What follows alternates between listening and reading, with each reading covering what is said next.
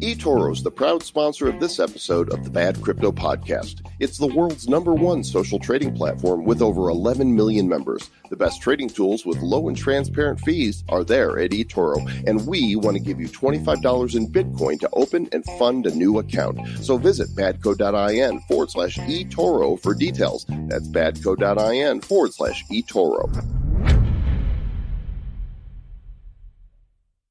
Over the past couple of years, we've seen a number of crypto wallets designed to offer security to coin holders. We've been big fans of the Trezor and Ledger wallets, but some new technologies are creating opportunities for digital wallets to become even safer.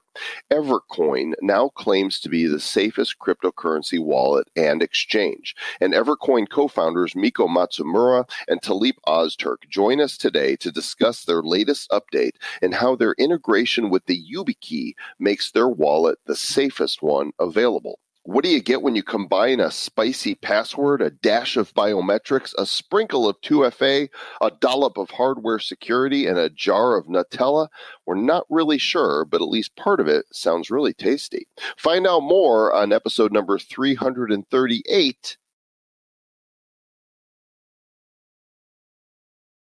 of the Bad Crypto Podcast. 5, 4, 3, 2, 1, 0, ignition.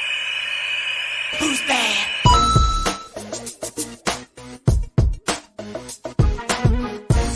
Spread a little Nutella on anything, even on this show. Go ahead, smear it on your podcast player right now. It makes it better. Yes, you could even pepper in some podcasts into the mix as well.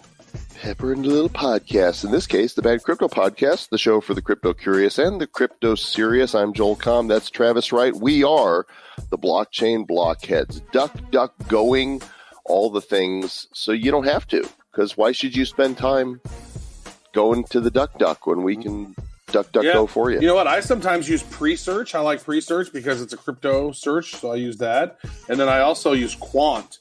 I like quant as well. Quant seems to be pretty nice. I quant you to quant me. Go ahead. Add that to the playlist. I'm going to have to add a little cheap trick to the playlist. Also added to the playlist, our show sponsor, Divvy. They're taking early signups for their new digital finance ecosystem that's going to offer crypto debit cards, instant bank accounts, and fiat to crypto on and off ramps right in the wallet. If you want to be first in line to get your hands on these services, go to this site. You ready? Write this down or just open up a new tab. Here, I'll wait. Okay, now? Okay, wallet.diviproject.org. Put your email in there. This is the crypto app that makes it easy to earn, transact, and store your cryptos. And it is the first crypto ecosystem powered by masternodes that can be installed with one click. It's Divi's masternode one-click cloud installer. And once you've got it in there, you can begin earning crypto at the click of a button without a pain in the butt setup. I've done it. Travis has done it. It's super cool. Check it out, diviproject.org, or get your hands on the new wallet at wallet.diviproject.org. I've done it. You've done it. Everybody's done it. Everybody knows it's simple to do.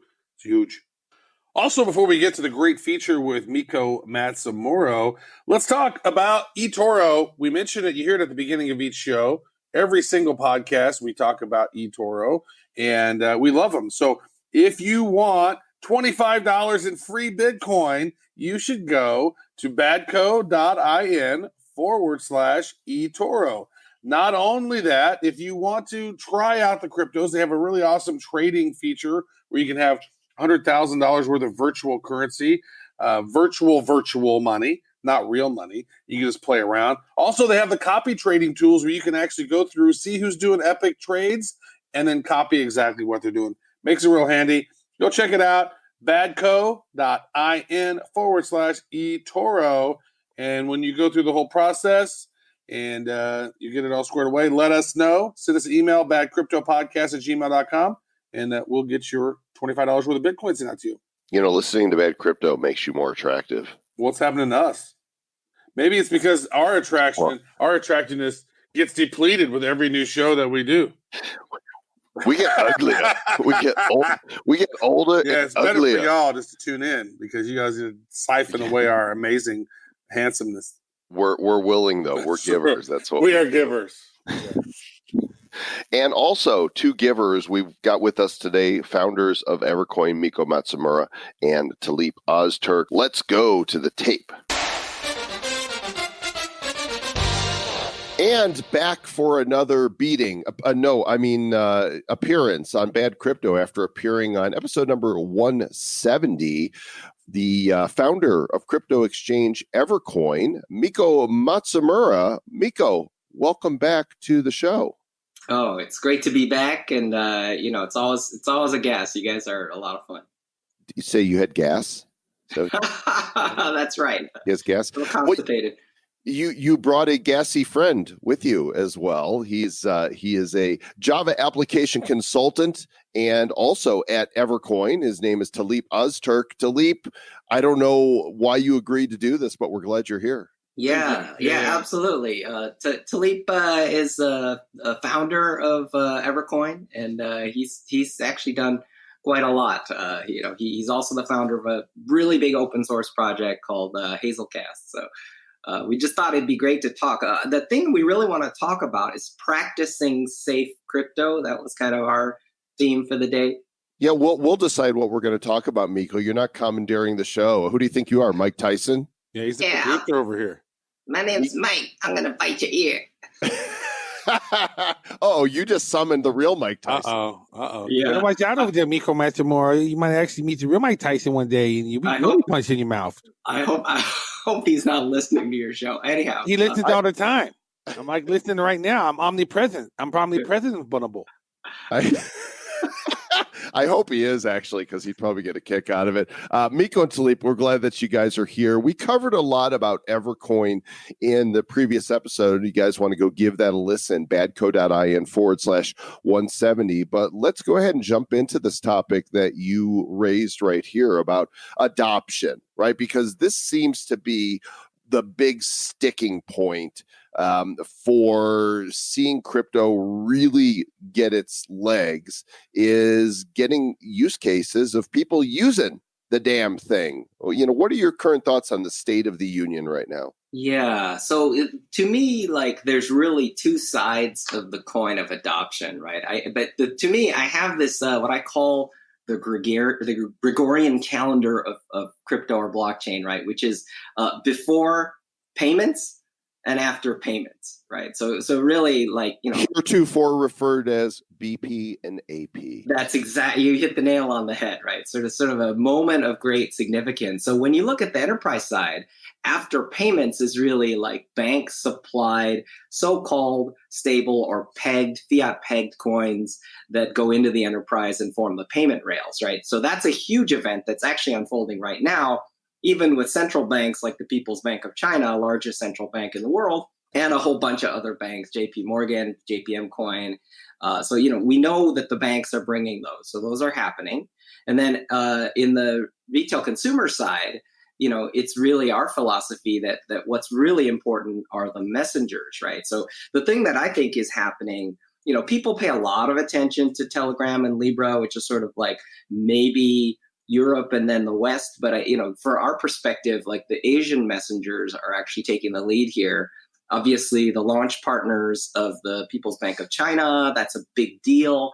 Launch partners, including WeChat and Alipay, which are the dominant payment providers. So if they take blockchain payment, it's going to be bananas. But beyond that, in the scope of that, look to Korea with the Clayton project, which is actually the blockchain that's native to the Kakao messenger.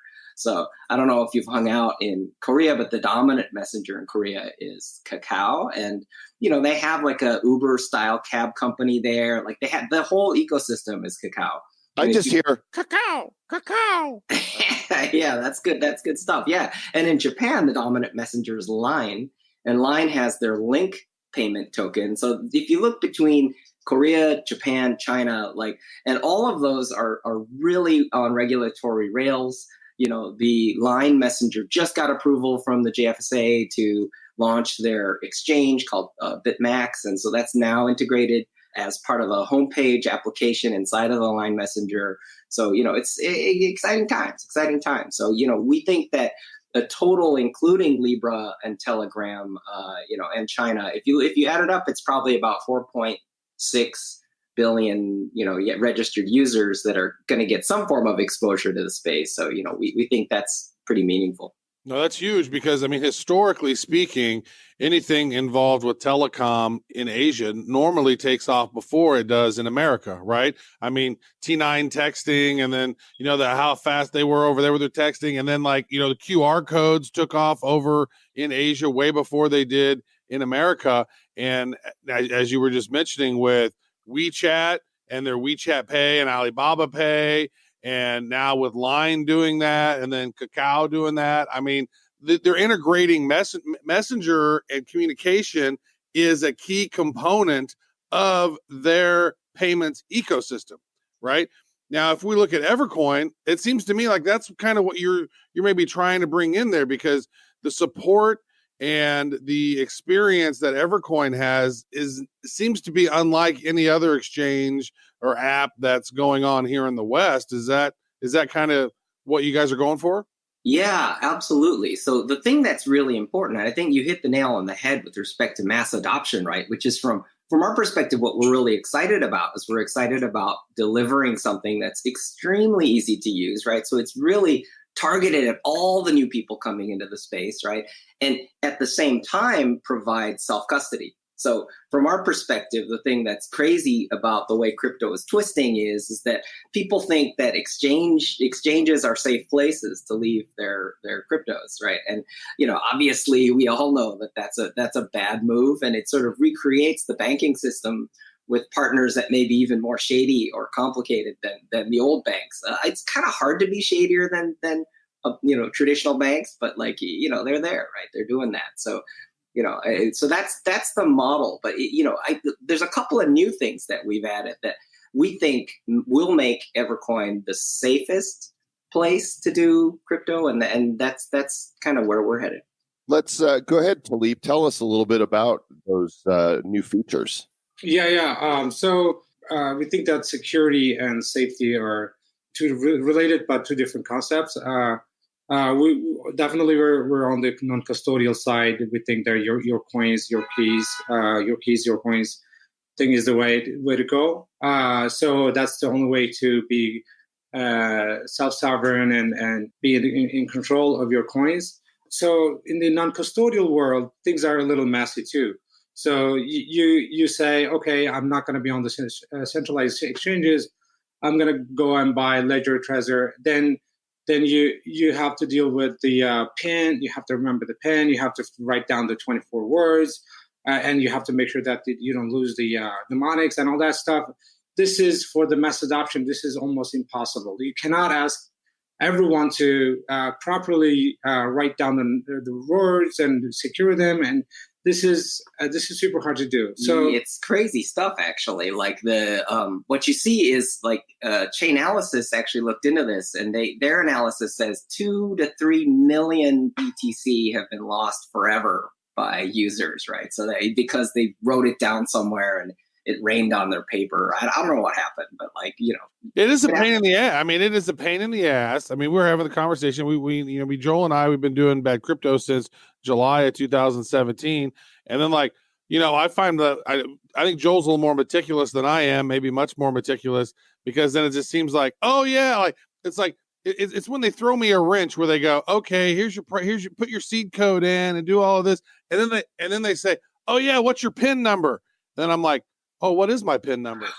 And then it's not a PIN number. It's actually a password. And so I had this problem the other day with this wallet that was asking for my PIN number, and it was actually an alphanumeric PIN. And for the life of me, I was like, what in the hell did I use for this thing? And I read in my thing, and I'm like, oh God. It took me 2 hours to finally remember that it was an alphanumeric PIN, not a number PIN. Oh God! So if you could fix this, that would be so huge. That's a pants down problem. So we have a customer and he said, if you're a financial services company, you cannot let me lose my money because of my own ignorance or stupidity. So that was a big moment for us. It took us months to figure out a way, and we patented our solution eventually. Now, with currently it's in production. So the way we do it is like we're going to create a recovery link on the mobile device that only you see on the mobile device, and Evercoin never see that link. And we're going to create an email on the phone, and we'll ask it to just hit send. And that will be sending an email from you to you. And we never see that. So you can copy that email to or forward that email to many places because that link is brute force resistant. So, anytime you lose your phone, you can click on that link and Evercoin will say, do you remember your password? And if you remember the password, everything's fine. You will instantly recover your wallet. But if you're Travis, it's like, no, I don't. Right. Well, hold on. Let me ask you this then as a follow-up on that. So SIM card hacks have been such a big problem. Right. So is this SIM card jack resistant also? Because once they put my phone number on a new device and they download that app and then you message them within that app that's you, and because that phone number has been verified, is there what kind of 2FA kind of prevention is there? We actually have a banana solution. Yeah, for that we'll get to that. So okay. Let's assume. Okay. So by the way, when you download Evercoin will be like pure non-custodial anonymous wallets for you initially. Yes. Yeah. Yes, exactly. Beautiful. But as soon as you do an exchange or you buy crypto with Evercoin, you can link your bank account and buy directly from your bank account. Buy Bitcoin directly from your bank account. When you do an exchange, Evercoin will ask you to do a KYC ID verification. So we have the ID of the user but we don't have to. But if you do an exchange, we do know you. Okay, if we know you, we can do more for you. Here's what we can do more. Let's say you forgot you lost your phone, and then you got a new one. You click on the link. And Evercoin said, do you remember your password? And you said, no, I don't remember it. So you click on the link and then Evercoin will say, that's fine. Let's do an ID verification. So our app will take the ID, your driver license, and we'll take a couple of selfies on the app. And Evercoin people will compare the IDs and selfies. If you're the right person, Evercoin will help you recover with that link. Okay. That's helpful. That's very helpful. Still non-custodial though. It's still the non-custodial. You can't fake a selfie like holding up the app and saying, "Hey, look, it's me. I'm the guy." Right. Super hard to Again, it looks like super good Photoshop. Yeah. So the point that's cool about this is that it really cracked Talip and Osman's brain. Like the two of them worked really hard on this thing because the goal is you want to back up someone and you want to help them recover and restore their wallet, but you never actually want as a service provider to actually have the key itself. Yeah. Right. So the other day I was watching like the Harry Potter movies. And I came across this like Horcrux. I don't know if you like the evil Lord Voldemort. He can shard. Don't like, say that. Don't say that. Don't. Oh, yeah. You can't. But he who shall not be named. Yeah, we call it evil Lord Hillary. So he takes, there you go. So he takes his soul and he splits it into pieces, right? Yeah. So it's a very similar operation in the sense that like Evercoin is actually only holding a shard and the shard is not sufficient, right? So Evercoin doesn't have your key, but it has the ability to combine with what you have, right? So what you came up with the word shard? I mean, it's too close to shart, right? It's just or shite. I just took that train right off the rail. Go ahead. You did. He said an amazing, brilliant point, and you just brought it down to toilet. Good job. It's sort of like fart and like shite, and like you just smash them together.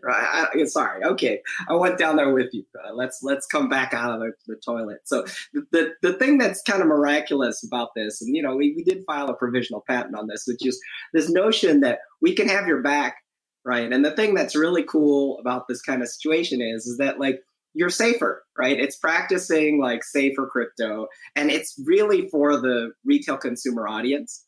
Yeah, so we're thinking that the Trezor and Ledger, the hardware itself is pretty secure. Super secure. Yeah, but the device and me aren't safe because I'm a person, I can forget stuff, I can do wrong things, and I can maybe I didn't take the proper steps to secure myself. So device and me aren't safe. Device itself is pretty secure though.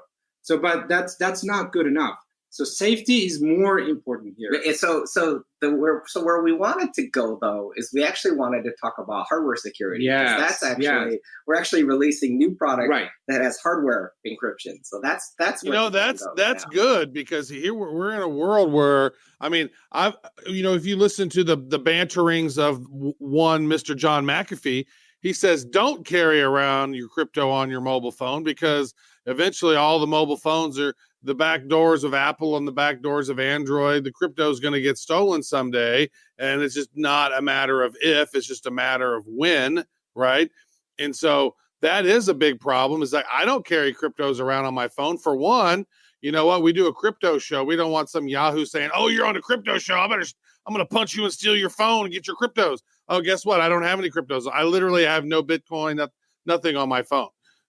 So it just doesn't make sense to do that. But in a future world, it does make sense, because I want to have access to it to spend it, but I don't necessarily want it stored on my phone, because that just seems like I'm putting a target on my back, right? Yeah. So now you're talking about the next thing that we love to talk about, which is so Talip came up with an amazing solution for that one as well. So it's about still this mobile world is we should always be mobile first, because that's how we are living. So we're mobile. We want to have access to everything through our mobile phone.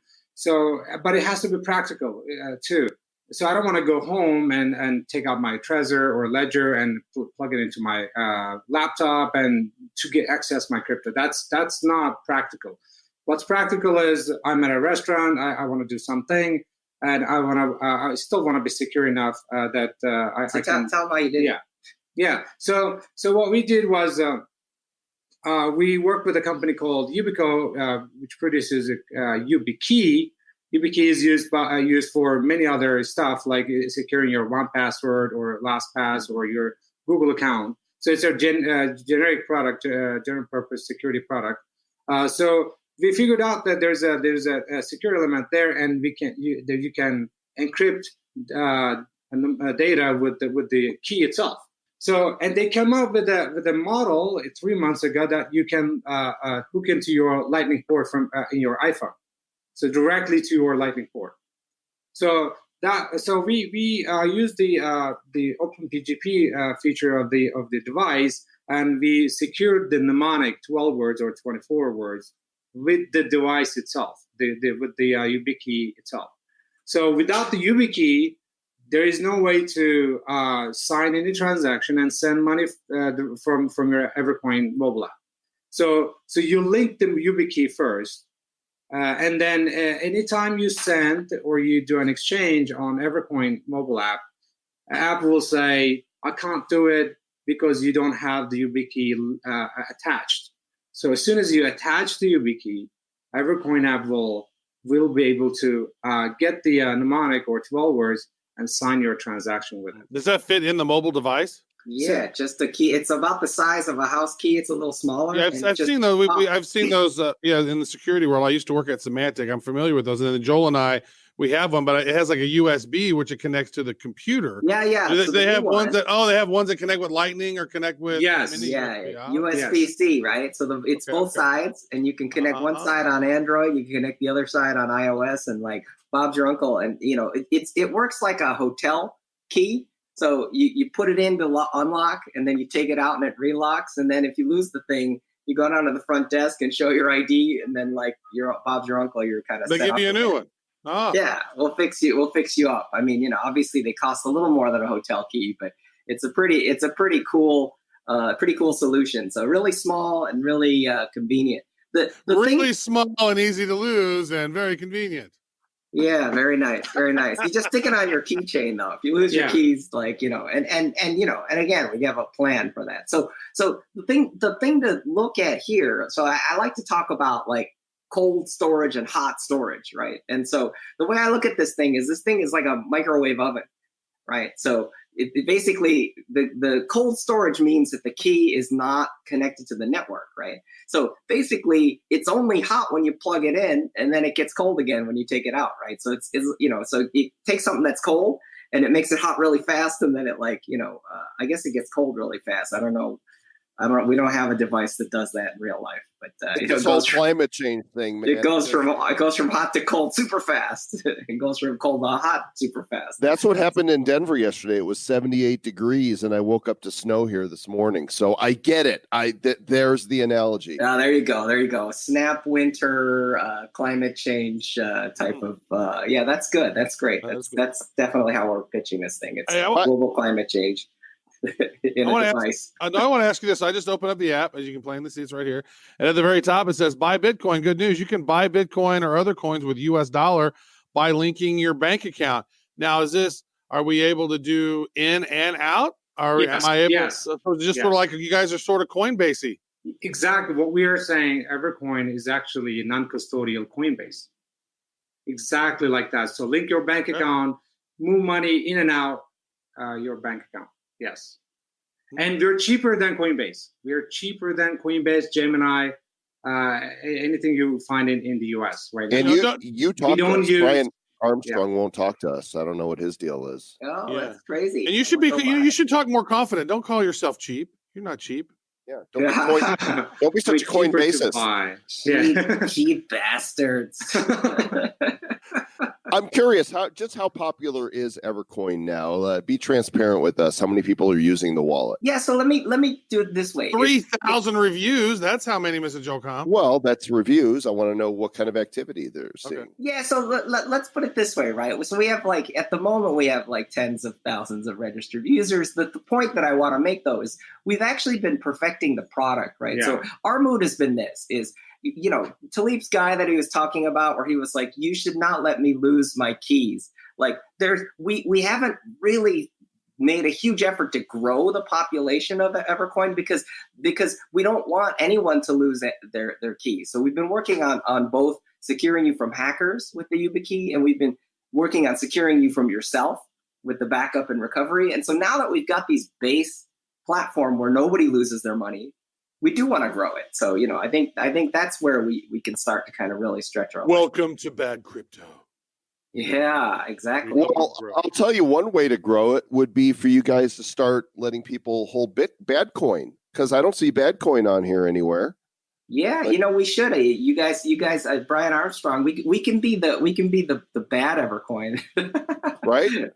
Yeah, I mean, bad coin is the baddest coin. Everybody can mine it. There's no need to invest in expensive hardware. You don't need ASIC servers. Pop open that laptop and boom, you're mining bad coin, and people are looking for places to hodl it. Yeah, sounds good. We definitely we should be as bad as we possibly can. Love it. We'll figure out how to make that happen. So let's talk a little bit about regulation then, because this topic just keeps popping up again and again. And a lot of people feel like adoption can't happen in the U.S. until that regulation is in place. So Talip, your thoughts on where things are right now and when the government in the U.S. is going to get their act together and be unified with one voice. Yeah, I think Miko is the right person to answer that. Yeah, so, from a regulatory perspective, I was actually at the SF Blockchain Week, and I actually heard Crypto Mom. I don't know if you guys are familiar, but she's an SEC commissioner. And it's terrific, actually, what they're doing.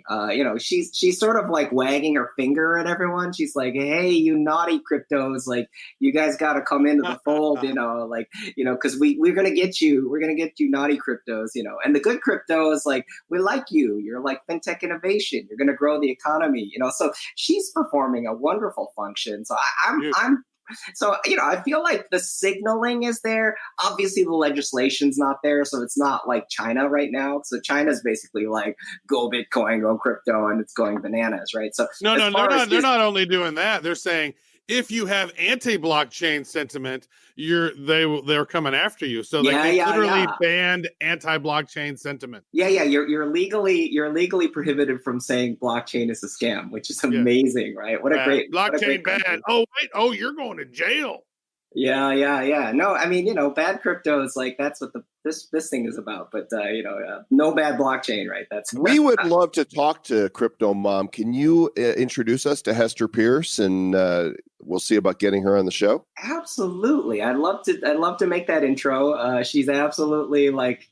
She's just a genius at signaling because she's just sort of mostly giving, at first I was like Crypto Mom, like it's slightly insulting of a nickname for her. But after I saw her, like it was basically like, wow, like she's totally Crypto Mom, right? She's totally. We like, need a bad crypto needs a Crypto Mom. We need a den mother here. Oh, she's great. She's great. She's wagging her finger. She's like, we're going to get you if you're naughty. Like, she's good. She's definitely, I mean, I'm being a little bit facetious and amusing, but like really the signaling is terrific. So I think from a regulatory perspective, yeah, the US has to catch up, but like, we're a Delaware, Evercoin's a Delaware corporation. We're basically FinCEN registered MSB. We're operating in 9 states under the state money transmission regulation. So we're heavily US regulated entity, and we're still doing business and it's just fine. So like, it's definitely possible to stay on the shiny side. Yeah, you're one of the rare companies then that's really said, you know what,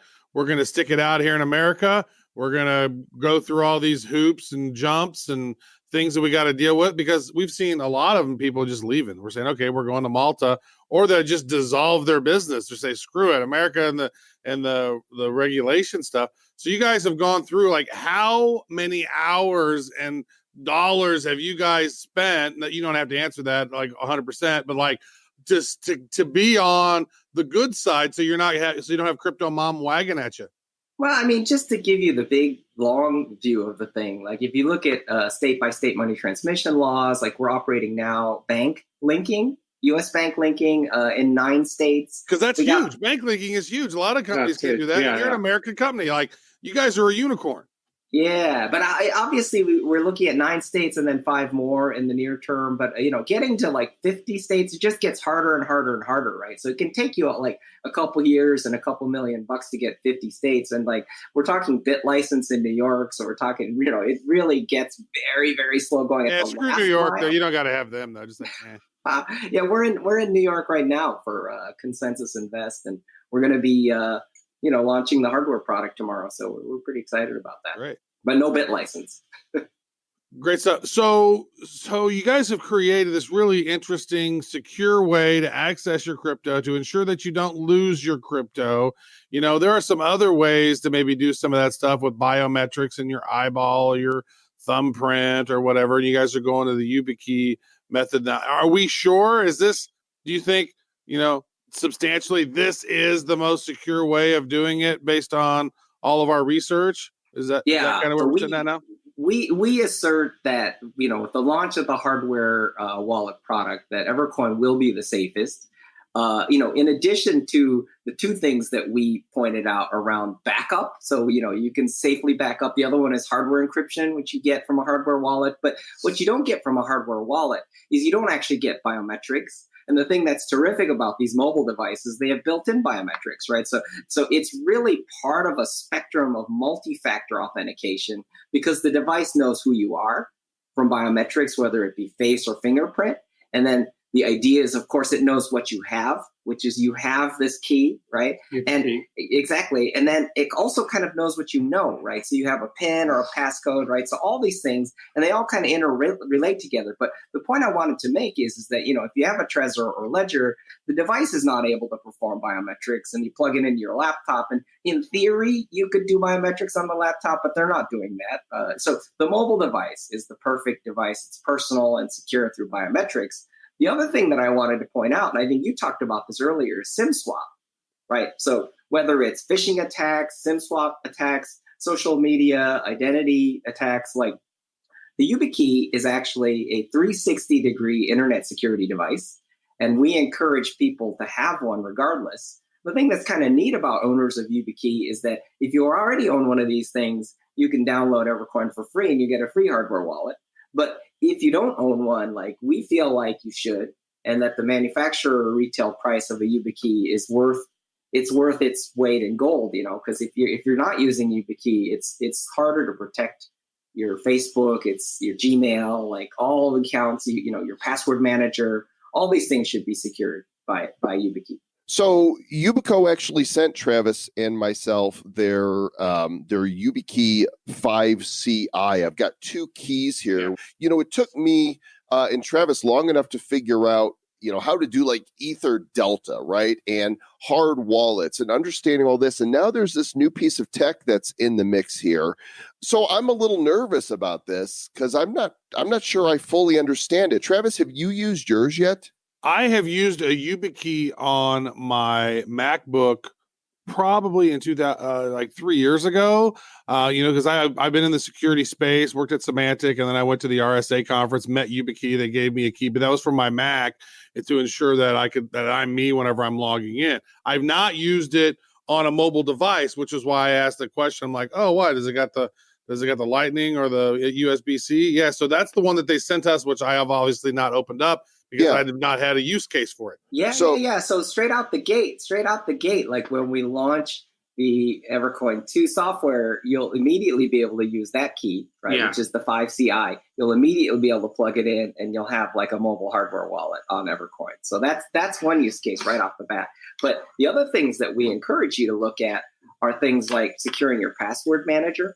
So, you know, if you're using like LastPass or OnePass, like these are all really great security mechanisms. You just, you bind your key into it, and then it becomes like radically more secure. Let me ask you this. So I have a MacBook, and all my MacBooks are USB-C, so I could use that for my mobile, and I could use it for my desktop. Yes. USB-C on one end, Lightning on the other end. Wait, time out. I don't understand. How does this, I have LastPass on my phone. How does having a Yubikey secure the LastPass on my phone? Oh, it's amazing. So what you do is you can find it online. You just search for like doing Yubikey 5CI on LastPass mobile, right? And the way you do it is you basically register that as a Yubikey on your LastPass account.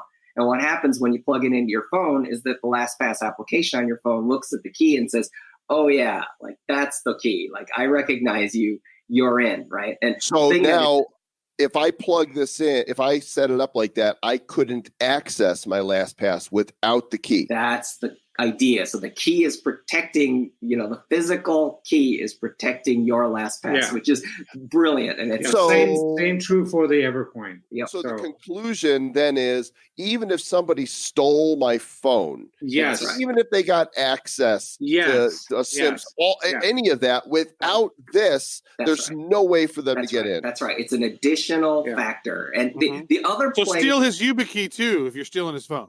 Right. Yeah, we actually just recorded one with Roger Ver, who's an investor in Evercoin, and he actually told us about a new way to use it, which is there's also an app called Yubikey Authenticator, and if you use Google Authenticator or if you use any of the Authenticator apps, you can actually store those keys on your Yubikey. So instead of using Google Authenticator, just use the Yubico Authenticator app.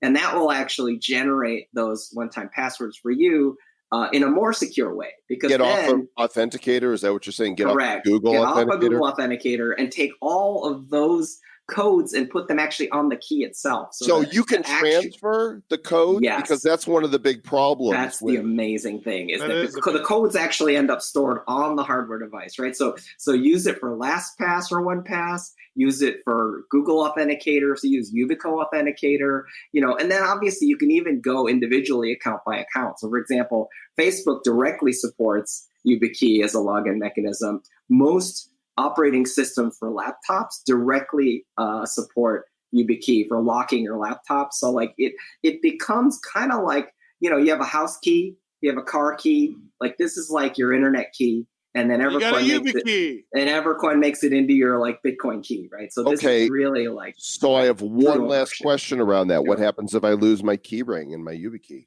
Yeah, so we can't cover the use cases around LastPass. I actually own like multiple Yubikeys that are all bound into the LastPass. We use a similar model, which is you can get multiple Yubikeys into your Evercoin, right? So then you have a backup sitting at home. But obviously, in the case of Evercoin, what we can do is we can always recover you with your ID, right? So if you lose everything, you can lose your password, your Yubikey, your phone, like you can basically lose everything. And if you come back to us and say, "Look, I'm me," you recognize me from before, right? Then we're able to, and in fact, we can even support a use case where, let's say that for some reason you fell off a cliff, like your heirs could potentially legally identify themselves to us, and we could potentially start a process where they could, get the estate could basically pick up the coins. So short of being the Winklevi and storing bits of your key in a bunch of different safes, safe places around the world, if I'm correct in interpreting what you're hearing, this is the most secure way to store my own personal stuff. Absolutely. And we think that in the long run, a device like Yubikey is going to be essentially like ownership of your data, ownership of your Bitcoins, ownership of your passwords. Like, it's going to be like, if you go to buy a house, you own the house when they give you the keys. If you buy a car, you own the house when they give you the keys, right? So bank account, like when you get the keys to your bank account, when you get the keys to your Evercoin, like keys to your password manager, like this is the key for the whole internet. That's the way we look at it. Sounds to me you need to create the Everkey. Oh, I like that. That's nice. That's good branding. Hey, that's why we're here. We're here. Bad crypto. That's good. Well, bad key. This is great stuff. Well, we really appreciate you guys coming on and sharing with us. Evercoin.com is the website. More about Miko at Miko.com. Miko's got the best little business cards, by the way. I got one at World Crypticon. Yeah, they work as finger puppets, so you can kind of like, they have my face on it. You can kind of make the face do a little dance. Thanks for coming on the show, gentlemen. Thanks. Yeah, Thanks appreciate so it. You guys are always a lot of fun. Ms. Travis Wright, I'm super excited about this Yubikey and am going to figure out how to make this work on my device, because I've locked down so much of my stuff that even I can't get to it most of the time. Great. It's a pain. Yeah. So this is like one more level of security, which I think could really, it's almost like locking the door and throwing away the key. Yeah, but that's handy. You put the thing in and you work the magic. Sometimes it's like you get used to like, okay, now I got my private key, I got my public key, I got a password to get into the exchange, and then I got to do my 2FA. And then some ask for like, oh, and what was your secret passcode? Like, oh, is it a passcode or is it a password? Like, it's just so frustrating to me. Numbers? Is it digits? Is it alphanumeric? Give me a hint. Nope, no hint for you. Like, damn, I don't remember what I put that day. Is it your 24-word phrase? Ooh. Thanks a lot, Bitru. Yep. Make sure you understand what you're doing with your cryptos and the wallets and exchanges you're using. And always, always, always save your private key securely, because don't come crying to us when you can't get into, one of your wallets. Don't come crying to me, because I have no empathy for you. And he doesn't. That's true. And if you have bad coin on BitShares, don't come crying to us if you do not swap them out for the new bad coin before December 31st of 2019, because after that date, you will not get the new bad coin. We're giving fair warning, whether you've got one bad coin or a million on there. Go to badcoin.net and click on the link that says bad swap for instructions on how to do this. If you need help with it, don't email us. Go to one of our support channels. There is a Bad Coin Telegram channel, and there is a Bad Coin Discord channel. Links to all these in the show notes, as well as links to our guests from today. We're greatly appreciative to Talip and Miko for joining us. badco.in/338 is where you will find the notes of the show. Yeah. And don't go to the Bad Coin Telegraph, because we don't have that. We don't communicate in Morse code. So, but there is a smoke signals channel. Yeah, but that's different. That is a different one. It takes a long time to get those replies back. What's going on, man? I was smoking, waiting for the response. When is Travis going to get back to me? Ugh. Thanks for listening. We do appreciate you so much. Well, I do. Travis, do you appreciate them? I appreciate things. Lots of people. A lot of people. I don't know you all personally, but I do say thank you for tuning in. I mean, there's a lot of people that tune in, so we don't know them all personally. But you seem nice. You seem nice. Yeah, I mean, if we're going to be somewhere and you guys are anywhere near, then come to that conference or event and come say hey, and we'll look back at you. We'll say hey, and then we'll say stay bad.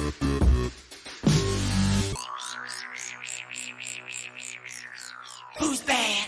The Bad Crypto Podcast is a production of Bad Crypto LLC. The content of the show, the videos, and the website is provided for educational, informational, and entertainment purposes only. It's not intended to be and does not constitute financial, investment, or trading advice of any kind. You shouldn't make any decisions as to finances, investing, trading, or anything else based on this information without undertaking independent due diligence and consultation with a professional financial advisor. Please understand that the trading of Bitcoins and alternative cryptocurrencies have potential risks involved. Anyone wishing to invest in any of the currencies or tokens mentioned on this podcast should first seek their own independent professional financial advisor.